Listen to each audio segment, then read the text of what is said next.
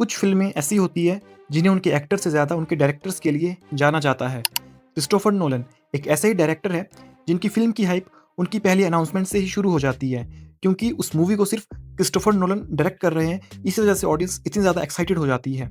लेकिन सवाल ये है, क्या इंडिया में भी कोई ऐसा डायरेक्टर है जिनके नाम से ही उस मूवी की हाइप ऑलरेडी बन जाती है, जिनकी फिल्म अनाउंस होते ही ऑडियंस पहले मान लेती है कि ये फिल्म देखने लायक होगी?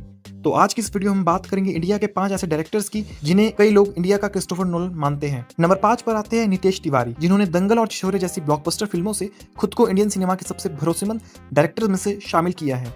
और अब उनका अगला प्रोजेक्ट रामायणा, जो इंडिया का सबसे बड़ा प्रोजेक्ट बन सकता है, जो ऑलरेडी मार्केट में काफी ज्यादा हाइप में है। अब देखना ये होगा कि क्या नितेश तिवारी इस फिल्म के साथ अपने करियर को एक बिल्कुल नए लेवल पर ले जा पाएंगे या नहीं। और इसी के साथ हमारी लिस्ट के नंबर 4 पर आते हैं राजकुमार हिरानी।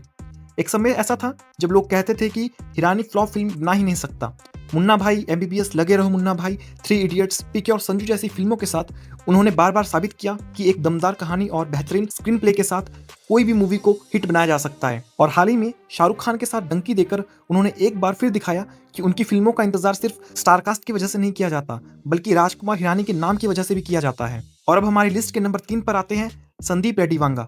अगर इन्हें कंट्रोवर्सी किंग कहा जाए तो ये बात गलत नहीं होगी, क्योंकि इनकी फिल्मों से पहले अक्सर कई कंट्रोवर्सीज रिलीज हो जाती है।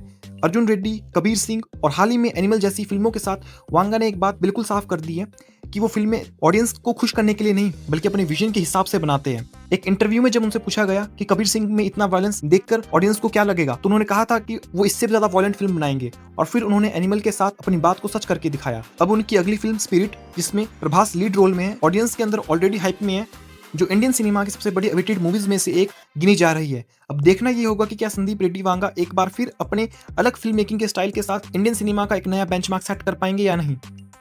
और जब इंडियन सिनेमा के बड़े विजन की बात हो तो इस डायरेक्टर का नाम कैसे रह सकता है। हमारी लिस्ट के नंबर 2 पर आते हैं Prashanth Neel. KGF chapter 1, KGF chapter 2 और सलार जैसी फिल्मों के साथ उन्होंने पहले ही साबित कर दिया है कि बड़े पैमाने पर कहानी सुनाना उनकी सबसे बड़ी ताकत है।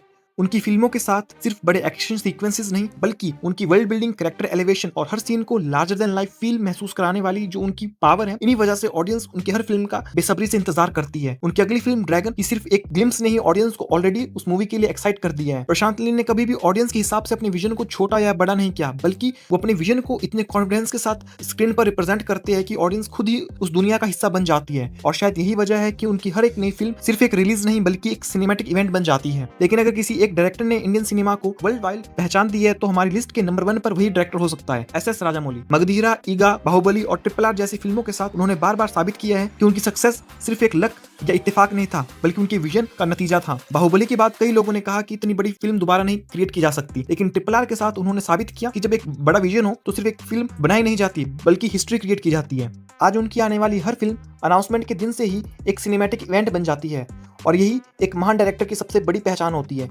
SS राजामौली की हाइप का अंदाजा आप इसी बात से लगा सकते हो कि अगर ऑडियंस से अभी पूछा जाए कि कौन सी मूवी हाईएस्ट ग्रॉसिंग बन सकती है, तो ऑडियंस अभी से ही वाराणसी के बारे में बात कर रही है, जिससे पता चलता है कि ऑडियंस में SS राजामौली की कितनी ज्यादा रिस्पेक्ट है। और यही चीजें एक महान डायरेक्टर की सबसे बड़ी पहचान होती है। राजामौली की फिल्मों का इंतजार सिर्फ इंडिया में नहीं, बल्कि वर्ल्ड वाइड किया जाता है, क्योंकि ऑडियंस को भरोसा है कि जब ये बंदा एक नई फिल्म लेकर आएगा तो सिर्फ एक मूवी नहीं, बल्कि एक नया एक्सपीरियंस लेकर आएगा, जिसे लंबे समय तक याद रखा जाएगा। और शायद इसी वजह से अगर इंडिया के क्रिस्टोफर नोलन की बात की जाए तो SS राजामौली का नाम सबसे पहले लिया जाएगा।